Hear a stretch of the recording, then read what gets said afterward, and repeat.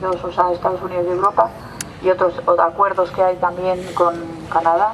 Y precisamente estuvimos hablando de todo esto y efectivamente hay que seguir en este tema porque, bueno, pues ahí se ve que los países pierden toda su soberanía, los ciudadanos pierden todo su poder. Y invito, yo no sé, a ver si alguno quiere comentar algo. Preguntas. Preguntas, sí. O sea, vienes, por favor. Sí. No, es que preferimos porque así se... Ya me lo de los... Venga, sube la voz. Bueno, solo es una pregunta. El proceso que inician los indígenas, ¿quién lo está pagando? ¿Quién está pagando? A ver, ¿quién está pagando el proceso de los indígenas? Que inician los indígenas, lo pregunta una compañera que te llamas. Alicia. Bueno, esta es una historia bastante interesante. Cuando iniciaron el proceso en 1993, muchos de ellos se organizaron internamente en sus comunidades.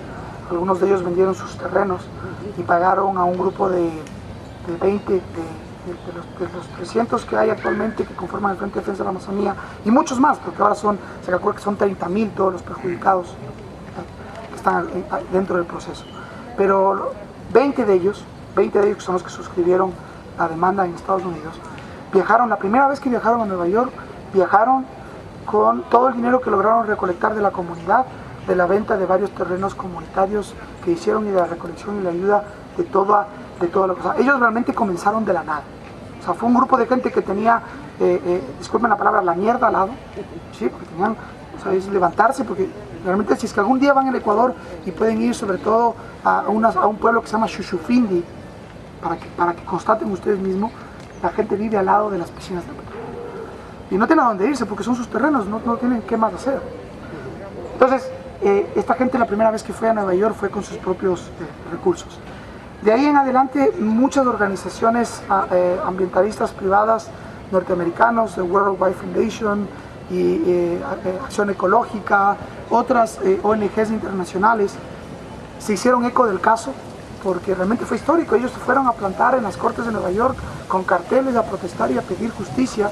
Salieron en las noticias, o sea, esta noticia dio la vuelta al mundo, y hay mucho apoyo de organizaciones privadas que han apoyado a todo el Frente de Defensa de la Amazonía. Yo tuve la oportunidad, recién estuvo Pablo Fajardo, el abogado de los indígenas ecuatorianos acá en Europa, en una gira, y realmente es que ellos no cuentan con muchos recursos, realmente es gente de pueblo, gente que salió a tratar de defenderse en el mundo, y ellos han podido viajar gracias al aporte de la gente. Aquí en Europa hay varios comités de defensa de la Amazonía, hay uno aquí en España hay varios, dentro de Madrid, en Barcelona, en Murcia, en Alicante, hay muchos, en Francia, ahí están en París, en Lyon, bueno, son varios, y entre todos habíamos hecho un fondo común para que ellos pudiesen costearle los pasajes, y ellos vinieron a varias universidades, estuvieron en Holanda, estuvieron en París, en abril de este año, y dieron una vuelta dando charlas y denunciando este caso.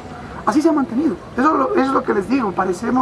Ahora parecemos una reunión de muy pocos, pero cuando son muchos los que se concientizan por este caso, que investigan, que leen, aportan. Inclusive hay una página web donde hay cómo hacer aportes. Mira, a veces $1 o 5 euros ayuda muchísimo en esto. Y créanme que al recibir este caso mucho apoyo de muchas organizaciones internacionales. ¿Alguien más quiere? Teresa.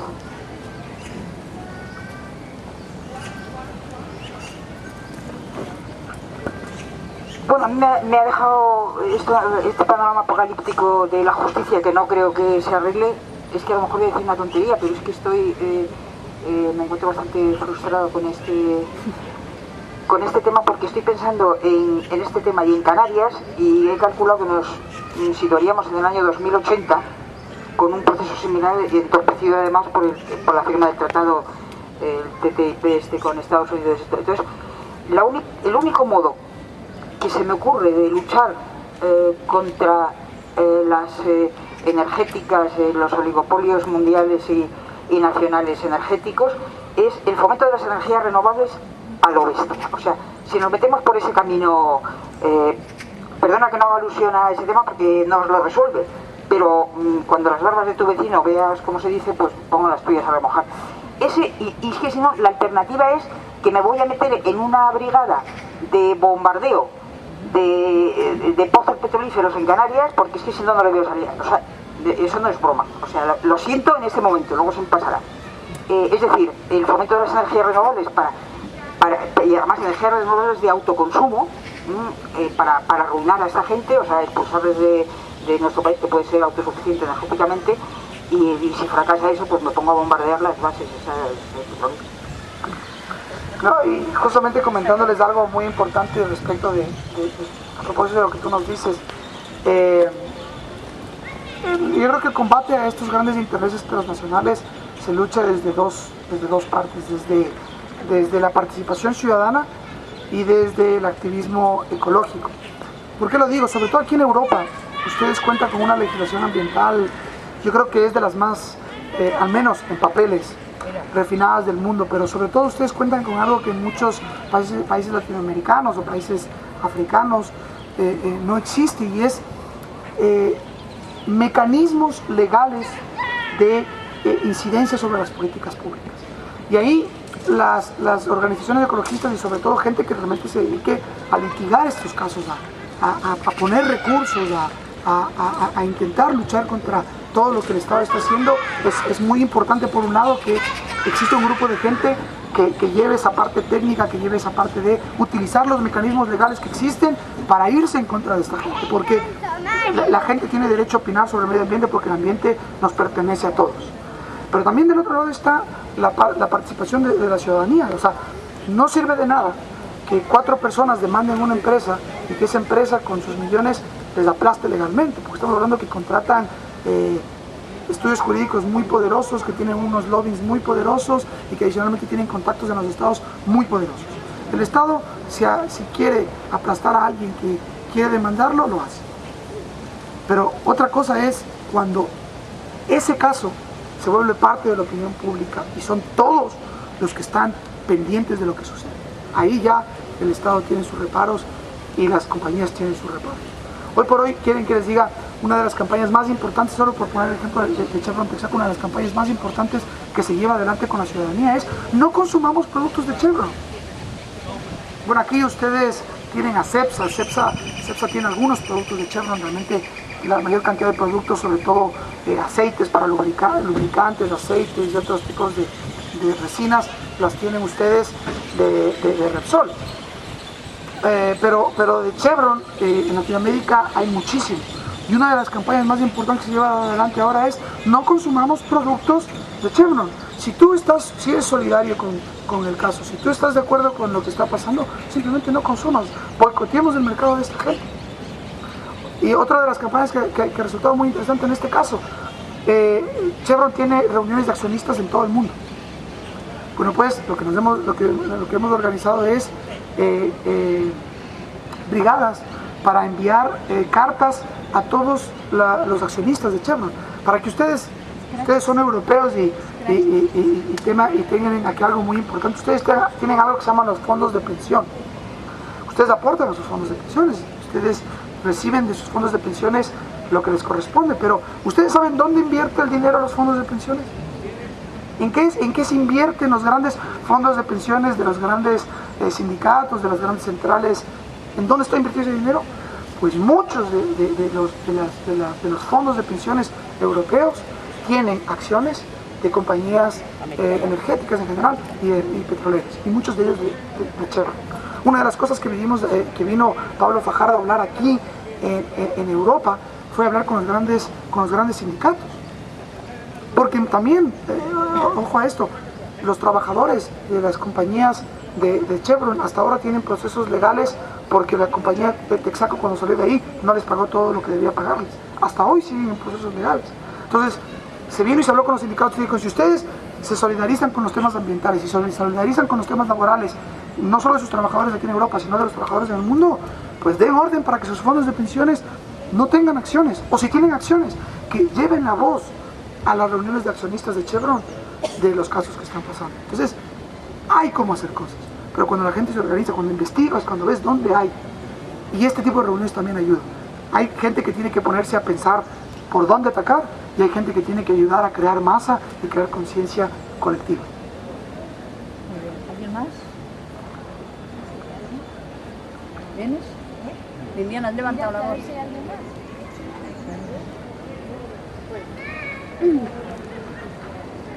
Esta charla yo creo que es una de las primeras que nosotros planteamos, y por eso le agradezco muchísimo al compañero su presencia, de una gran campaña que nosotros estamos iniciando en estas fechas, y es la campaña contra el Tratado Transnacional de Comercio e Inversiones.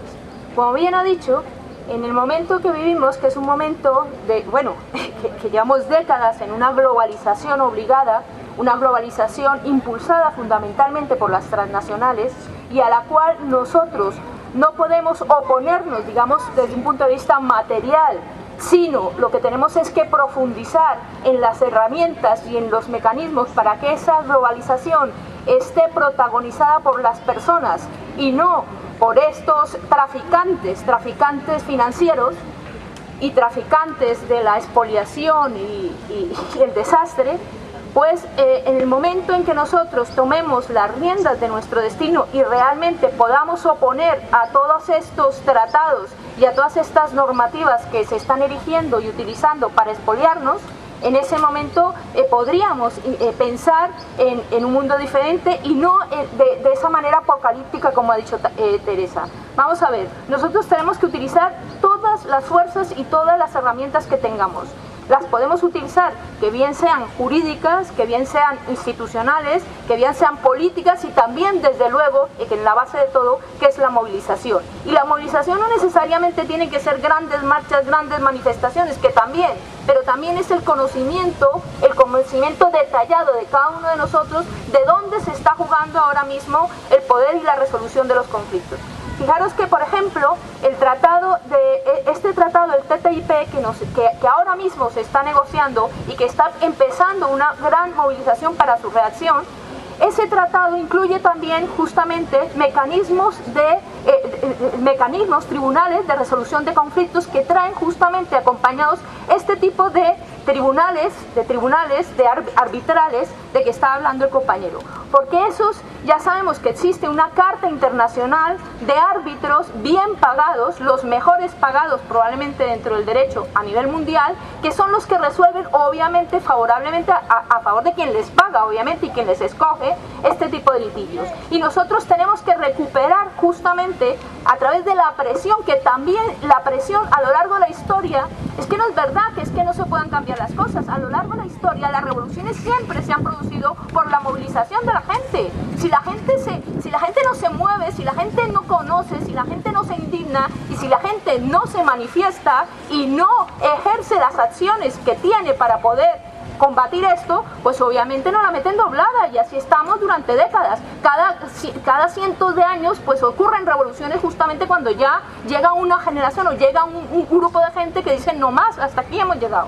Entonces, toda la movilización contra el Tratado Transnacional de Comercio e Inversiones entre la Unión Europea y Estados Unidos trae consigo este tipo de resolución de conflictos y trae consigo de alguna manera la salvaguarda de las transnacionales que ven, porque han visto, es que el caso Chevron es tan importante porque han visto justamente los colmillos del lobo, han visto cómo cuando se le da vuelco en determinados estados, en determinadas naciones, se le da vuelco a la justicia y realmente la justicia reconoce los derechos del pueblo, pues entonces dice, pues nos vamos a salvaguardar creando este tipo de tratados para en esta forma globalizada de entender la justicia garantizar que no vamos a tener que pagar indemnizaciones, e incluso van a actuar, que esa es parte del tratado, van a tratar de presionar a los gobiernos para que ni siquiera legislen, para que ni siquiera establezcan normas que puedan proteger a sus pueblos contra este tipo de abusos.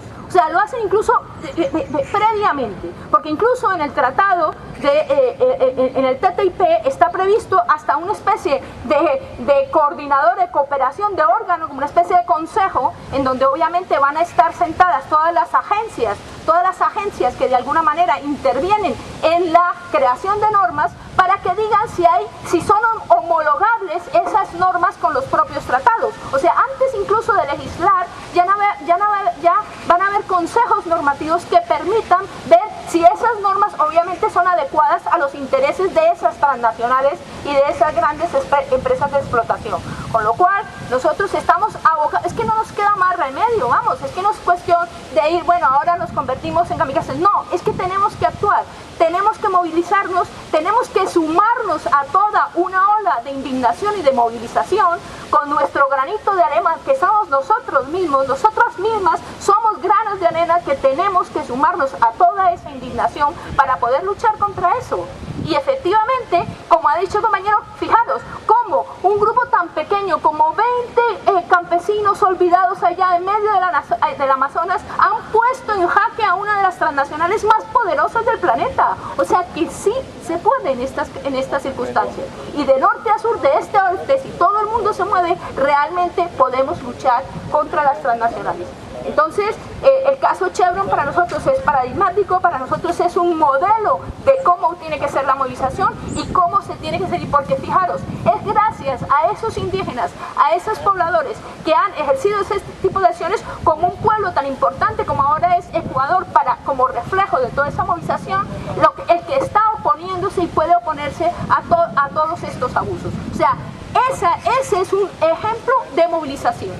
Que al final en los tribunales se consiga o no, eso estoy segura que estos pobladores no van a cejar, incluso aunque la haya pagada por estos árbitros, decidiera lo que decidiera, porque yo sé que la movilización continuará. O sea, no creo que haya ahora mismo nada que pare esa movilización. Y además, en el momento en que ya hay muchos más países que se van a ver interferidos, se van a ver compelidos, se van a ver reflejados en este abuso, pues vamos a estar abocados todos a apoyar este tipo de movilizaciones. De eso se trata, que lo conozcamos. Si el problema es la ignorancia, pero una vez que lo conocemos, no tenemos ninguna disculpa para no actuar.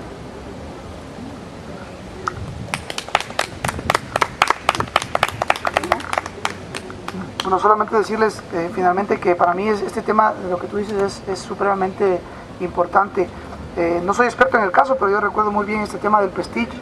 O sea, no sigamos muy lejos, porque esto parece que es lejano, parece que no es conmigo, no está en mi barrio, no está en mi calle, no está entre mis amigos del tema, pero resulta que está muchas veces más cerca. Creemos. Aquí el tema del Prestige en España, en las costas de Galicia, fue un tema muy serio. Tras más de 10 años de litigio, el único responsable fue el capitán del barco y se acabó.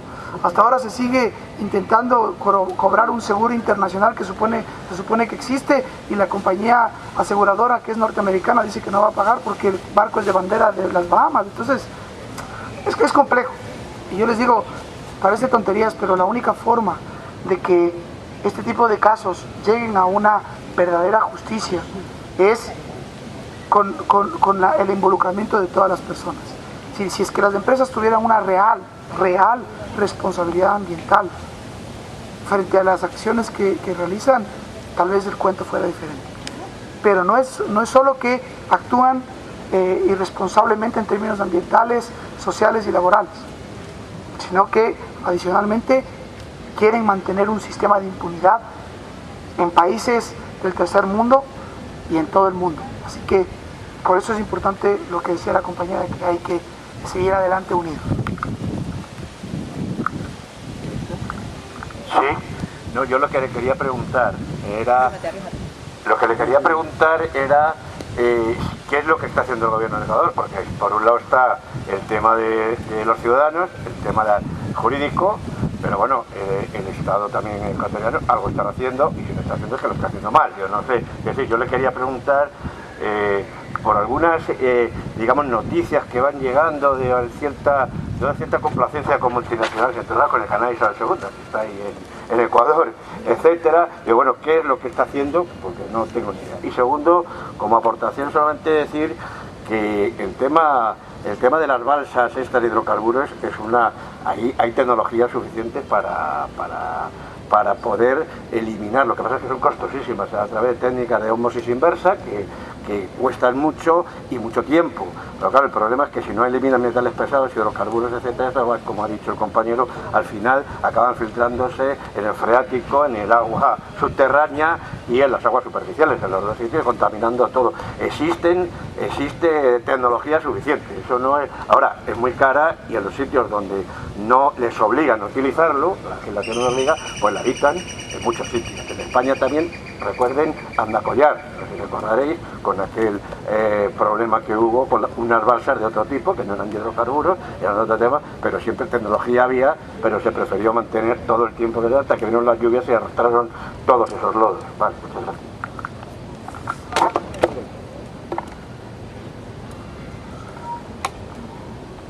Bueno, sí, no, en esto como les digo, lamentablemente las transnacionales están vinculadas con corrupción. Y la corrupción es tanto culpa de las transnacionales como de los gobiernos que lo permiten. El gobierno del Ecuador, sobre todo, les digo, los gobiernos de la década de los 90, se sentaban a la mesa con los grandes directivos de Texaco. Es que esto es así, hay fotos, hay recortes del periódico, se sentaban, les recibían en sus despachos, tenían grandes reuniones, eran invitados a los Estados Unidos. Entonces, el sistema de corrupción que existía es muy importante, y esto se demuestra porque existieron muchos informes, como les digo, de la Procuraduría General del Estado, de la Contraloría General del Estado, que hablaban de la contaminación, que hablaban de que debía obligarse a la remediación. Habían inspecciones, inspectores que fueron, verificaron, y resulta que los grandes de arriba pues no tomaron las decisiones que tenían que tomar. Entonces sí hay una complicidad, sobre todo en la década de los 90 de los gobiernos con este tipo de compañías. Hoy por hoy se está discutiendo en la Fiscalía General del Estado si se pueden iniciar los procesos por delitos ambientales y otro tipo de delitos contra varios exfuncionarios del Estado involucrados en estos casos. Hay algunas polémicas ahí al respecto. En cuanto a la atención a la Amazonía, sí, realmente la Amazonía como región, más allá de lo que pasa con Texaco, ha sido una región bastante relegada durante muchos años, una región de difícil acceso. Los gobiernos no tenían políticas en favor de la Amazonía. El actual gobierno ha cambiado en cierta medida eso, ha implementado medidas de salubridad, de construcción de hospitales, escuelas, colegios. Aún sigue siendo insuficiente, una región pobre que durante muchos años no tuvo la atención, los servicios básicos, los servicios públicos necesarios. En 7 años que tiene este gobierno no lo van a solucionar. En cuanto a la relación del gobierno con el caso, este es un caso entre privados. Eso es algo que hay que tener muy claro. Una cosa es el caso, el juicio y el litigio que existe entre Chevron y los indígenas de Frente de Defensa de la Amazonía, que es un juicio entre privados, y otro muy distinto es el juicio que lleva, el proceso arbitral que lleva Chevron en contra del Estado ecuatoriano. Son dos cosas completamente distintas, y obviamente las posiciones legales son distintas y a la vez complementarias. El gobierno se ha sentado en la mesa y ha tenido y entiende una buena relación con el Frente de Defensa de la Amazonía. Ha existido un apoyo, pero claro, la posición del Frente de Defensa de la Amazonía es que el gobierno no interfiere en el proceso. De hecho, durante toda la parte del proceso judicial en el Ecuador, el Frente de Defensa de la Amazonía mantuvo reuniones con el actual presidente pidiéndole que su gobierno no interfiriera en el proceso, porque justamente lo que querían evitar es lo que hoy está pasando, que dicen, Chevron acusa y una de las razones por las que no quiere cumplir la sentencia es porque dice que el gobierno metió mano en la justicia. Entonces eso es una de las cosas que actualmente se debate. La relación de las transnacionales con el gobierno. A ver, el gobierno es un gobierno socialista, un gobierno de izquierda latinoamericana, por supuesto. Es una izquierda distinta. El socialismo latinoamericano ha marcado diferencias con el socialismo europeo.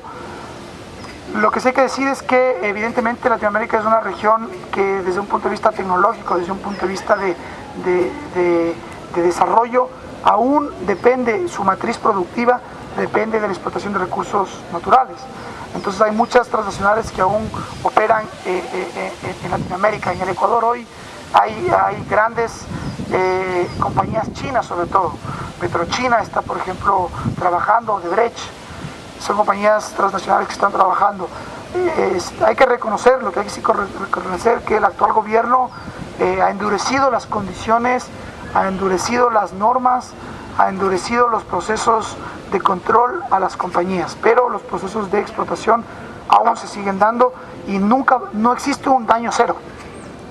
por más de que existan las mejores técnicas ambientales, las mejores tecnologías ambientales, existe un cierto impacto ambiental, que es aceptable, que es tolerado y que se sigue vigilando y que existen mejores mecanismos para hacerlo, es verdad.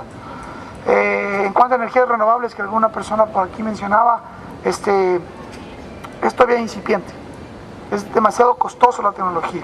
Ustedes aquí en España, sobre todo con las eólicas, han avanzado muchísimo, son uno de los líderes mundiales en energías eólicas, pero porque supieron abaratar los costos de la tecnología, con medidas que pueden ser polémicas o no, y se puede discutir muchísimo de eso, pero aún en Latinoamérica es tecnología muy costosa. Ese es el gran dilema de Latinoamérica. Estamos sentados sobre riquezas naturales, no producimos recursos finales, sino que nosotros exportamos materias primas. A tal punto es, como para darles este último dato, es así, que el Ecuador es productor de petróleo. El Ecuador es exportador de petróleo, pero no producimos gasolina. Exportamos gasolina, exportamos petróleo e importamos gasolina, porque no hay tecnología en el país para refinar ese petróleo. Esas son las grandes contradicciones de las industrias y de las transnacionales de nuestros países. Nos vuelven dependientes de las transnacionales y los países deben caminar hacia tener políticas más soberanas en términos energéticos. ¿Alguno más queréis? Bueno, yo lo único que quiero decir es que este vídeo que vamos a grabar es fundamental, no solamente para nosotros, sino precisamente para esa plataforma que está funcionando en el TTIP, y lo vamos a dar mucho movimiento porque merece la pena que veamos los efectos efectivamente de los tribunales estos de arbitraje, que son terribles. ¿Tenéis algo más que preguntar? ¿Que se os ocurra? Dar la información sobre la campaña de No al TTIP, entrar en No al TTIP todo junto. Venga, vente y lo dices.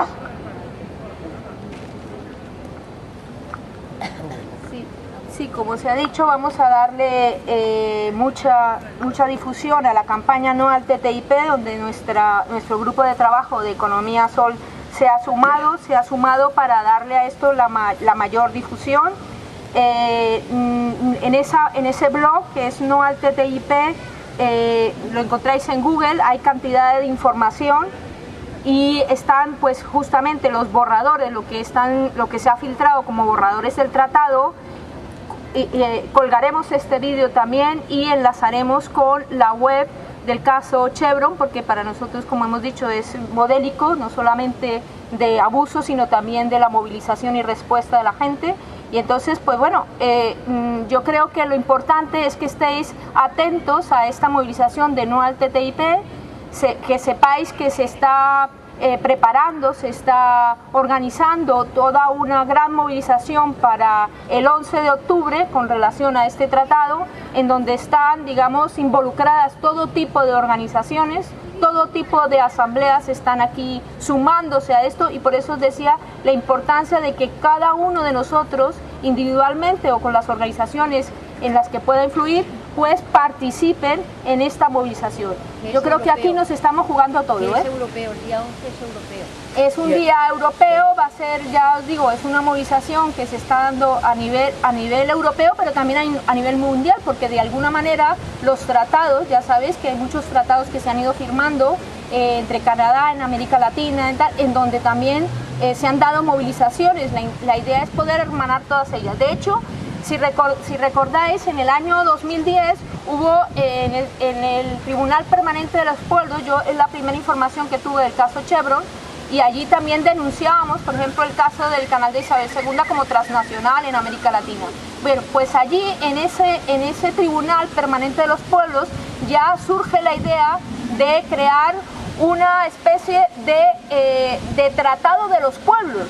O sea, así como existe la Carta de Derechos Humanos, que ha tenido su recorrido durante tantos siglos, bueno, varios siglos, pues la idea, y que además ya no nos satisface, obviamente, porque esto ya correspondía a otro momento y es parte del problema ahora mismo, pues ahora de lo que se trata es de recuperar toda aquella idea, todo ese pensamiento rebelde que nos permita proponer a nivel mundial un nuevo tratado, un tratado de los pueblos que nos proteja y que además avance en las reivindicaciones de las que estaba hablando el compañero. Seguramente en el futuro, en días próximos, digamos, podamos empezar a darle difusión también a esa iniciativa, a ese Tratado de los Pueblos que ahora mismo está también en borradores y se está trabajando en varios lugares de Europa.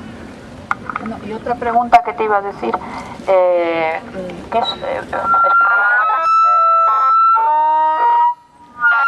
bueno, Ecuador ha firmado el tratado este, a ver si sabes tú algo más, de los países andinos y Europa, un poco dicen que presionado, pues porque si no no le compraban los plátanos, etcétera.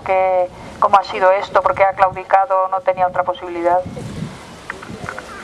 No, definitivamente la posición del gobierno del presidente Rafael Correa en los términos de negociaciones internacionales, el Ecuador evidentemente más en un mundo en el que vivimos ahora no puede aislarse, es decir, no puede mantenerse aislado sabiendo que el gobierno ecuatoriano, el Ecuador es un país dolarizado y necesita de dólares para mantener su economía. Entonces, con Europa se negociaron, hubo un tratado de libre comercio suscrito entre Perú y Colombia con Europa. Ecuador no entró en ese tratado justamente porque las condiciones que se habían establecido desde el punto de vista del Ecuador no eran favorables en términos de protección de los agricultores nacionales ecuatorianos, en términos de algunas cuestiones ambientales, algunas cuestiones tributarias y laborales. Por eso la Unión Europea insistió y se abrió un nuevo periodo de negociaciones. El Ecuador hoy sigue en el proceso de negociación. Ahí ya hay un grupo de negociadores de la Unión Europea en Ecuador, pero Ecuador ha sido claro y el gobierno ha sido claro que es fundamental que se respeten ciertas líneas rojas que el presidente ha establecido en términos de respeto, sobre todo a las condiciones de los productores ecuatorianos. Es muy importante esto porque uno de los productos de exportación ecuatorianos son sus frutas y particularmente sus plátanos. Actualmente competimos con Canarias. Canarias tiene plátanos, muchos que vienen desde República Dominicana y muchos que vienen desde África. Entonces, si es que no entramos dentro de la lógica de la negociación con ellos, las condiciones para los importadores y exportadores que no han entrado dentro de los tratados es muy dura y realmente acabaría con la industria de producción ecuatoriana. Entonces, esto es un poco así.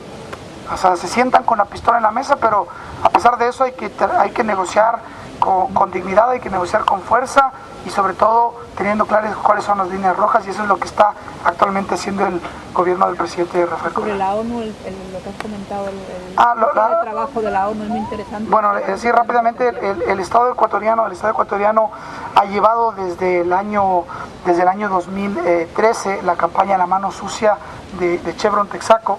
Ustedes pueden entrar, pueden ver en internet, La Mano Sucia de Chevron, ponen ustedes así y se les despliega páginas de Ecuador donde denuncia todo el caso Chevron Texaco, pero adicionalmente ha trabajado paralelamente todo el tema de la denuncia de los efectos negativos de las transnacionales. Esto no es contradictorio en el sentido de que un Estado no puede hacer negocios con las transnacionales. Sobre todo en Latinoamérica se necesita la transferencia de tecnologías. Nuestras universidades no tienen las capacidades técnicas, no han desarrollado carreras y no contamos con la tecnología para que sean los propios latinoamericanos los que produzcan y sean los que hagan todo. Entonces necesitamos de la transferencia de tecnología. Pero esa transferencia de tecnología debe darse en ciertas condiciones igualitarias con los países del primer mundo. Es eso lo que se está discutiendo. Entonces, lo que está discutiendo el Ecuador es que los países que tienen negocios con las transnacionales, estas transnacionales abusan de sus poderes, abusan de sus grandes capitales, de sus lobbies, y lo que terminan haciendo es imponiendo condiciones adversas para los países. Y hay países que se permiten y se dejan corromper, que también es el otro de los problemas. Aquí la responsabilidad es del uno y del otro lado. Para que ustedes tengan solamente una pequeña idea, el presupuesto general del Estado ecuatoriano, del Estado ecuatoriano del año 2013 fue de 38 mil millones de dólares. El presupuesto de Chevron Texaco, como les comenté, los intereses que pagamos nosotros por la deuda. El presupuesto de todo el Estado ecuatoriano es de 38 mil millones de dólares. El presupuesto de Chevron Texaco para el 2013 fue de 42 mil millones de dólares. Una compañía tiene más presupuesto que todo un Estado. Entonces, es complicado cuando tienes un aparataje tan grande para luchar contra eso. Pues por eso el Ecuador ha trabajado en Naciones Unidas, en la conferencia de las Naciones Unidas para los derechos humanos, en la creación de este grupo intergubernamental que se creó el 14 de junio, en el sistema interamericano de protección de derechos. Ha trabajado en la denuncia en el grupo intergubernamental de países afectados por los intereses transnacionales, y como les digo, Ecuador como país hoy está negociando a nivel del ALBA, de la Asociación de Países Bolivarianos, y de UNASUR, mecanismos de negociación conjunta para evitar todos los prejuicios por todas las transnacionales, y sobre todo denunciar los tratados bilaterales de inversiones y negociar nuevos acuerdos con condiciones más favorables. Bueno, pues, ¿hay algo más que queréis? A ver, Óscar, y terminamos. Óscar, ¿qué quieres hablar? Te voy a preguntar una cosa. Sí, yo quería preguntar que, por ejemplo, se ha mencionado que aquí en España, aparte del tratado del TTIP que vendrán en el futuro, también está el tema de las prospecciones petrolíferas de Canarias. Entonces aquí todavía no se ha informado, no se conoce ese tema. Estamos aquí unos pocos intentando difundir estas cuestiones. Y entonces, pero el problema es que aquí en España no es que no haya conocimiento, es que sería difícil crear consenso en la sociedad. Por eso pregunto, mi duda es que en Ecuador, a pesar de que hay todas estas asociaciones y demás, incluso ahora el Estado o lo que sea, me surge la duda, o por curiosidad, saber si en la sociedad ecuatoriana hay consenso sobre este tema, sobre si hay división o no. Bueno, en el Ecuador los temas ambientales, como en muchos países latinoamericanos, son polémicos. La explotación de minas, de petróleo, la explotación de cuencas hidrográficas, las hidroeléctricas, son temas peliagudos en Latinoamérica. Hay muchos grupos a favor, en contra de que se transformen las matrices productivas de los países, es decir, que pasemos de explotar los recursos naturales a tratar de buscar otro tipo de alternativas económicas para los países. Así que es una discusión realmente muy fuerte en Latinoamérica. Respecto al caso Chevron Texaco en general, sí hay un consenso, no tanto por el tema de Chevron en sí mismo. Hay gente que no está totalmente de acuerdo con que se intente culpabilizar de toda la petrolera, tomando en cuenta que hay zonas de la explotación petrolera que se dieron no solo por parte de Texaco en su momento, sino también el Estado creó en la década de los 90 una compañía que se llama Petroecuador, que es una compañía de petróleos ecuatoriana que también ha producido daños ambientales. Entonces es polémico el tema, en el sentido de que el problema de Chevron, el problema de Texaco y la contaminación que causó Texaco no solo es producto de compañías extranjeras, sino también hay compañías nacionales que causan problemas de contaminación. Entonces hay mucha polémica al respecto, pero lo que sí hay es un consenso respecto de la acción que están llevando a cabo los 30.000 indígenas de la Amazonía ecuatoriana. Ellos que están protestando por sus derechos, y toda la cuestión histórica que han hecho, sí tiene dentro del país, al menos desde la sociedad, y yo creo que desde gran parte del gobierno, del presidente lo ha dicho públicamente, un apoyo y una solidaridad y una ayuda, inclusive en términos económicos, para solventar lo que ellos están haciendo, porque es evidente, es que tienen que ir allá y ver que los daños son terribles y que las consecuencias de las personas son devastadoras. ¿Hay algo más que decir? A ver, es importante tener en cuenta que todas las acciones jurídicas que se han ejercido desde los pueblos son detonantes con independencia de la sentencia, de que las sentencias sean favorables o no.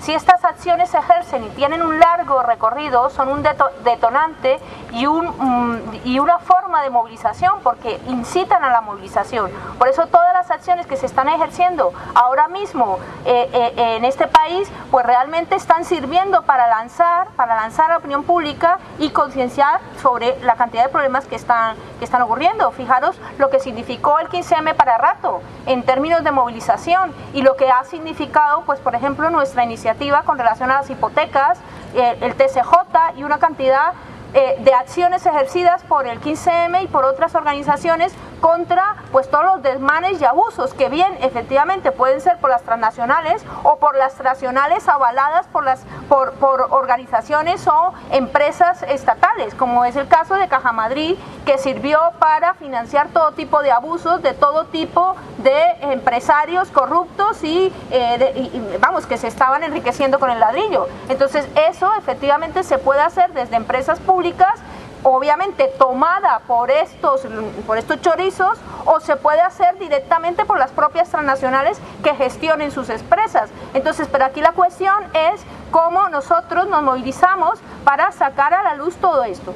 Entonces, que sepáis que el Grupo de Economía Sol se reúne todos los lunes en la Plaza del Carmen a las 7, que nosotros iniciamos estos domingos de economía y estas charlas para darle justamente voz a todo esto que estamos denunciando y a toda esa información que podemos trasladar, que en Vimeo y en YouTube podéis entrar en Economía Sol, en los vídeos de Economía Sol y en los domingos de Economía Sol, y ahí podéis ver toda la serie de charlas que ya son más de 100 probablemente las charlas que hemos venido dando aquí los domingos. Al principio eran todos los domingos, ahora pues tenemos que seleccionar mucho porque ya hemos agotado, digamos, a los ponentes. Entonces hemos tenido más de 100 ponentes en estos domingos. El próximo el 5 de octubre. El próximo domingo de economía es el 5 de octubre, también lo divulgaremos en Facebook, en Twitter y en nuestra página de Economía Sol de Toma la Plaza. Ya os digo que en cualquier buscador ponéis Toma la Plaza, Economía Sol, Domingos de Economía, y ahí os sale la información del último, de cuál es la programación. Ya os digo, el 5 de octubre tendremos a Orozco, ¿no? A Orozco. Tenemos a Orozco, que será sobre el tema de los feminismos. Feminismo y economía. Feminismo y economía. Nueva economía. Eso, feminismo y nuevas economías. Y entonces, claro, os damos esa información. ¿Sí? ¿Qué pasa? Es que quería un niño. Ese señor ya ha ido. Ah, se ha ido. Bueno, no le diste la palabra. Bueno, hasta el próximo domingo, ¿eh?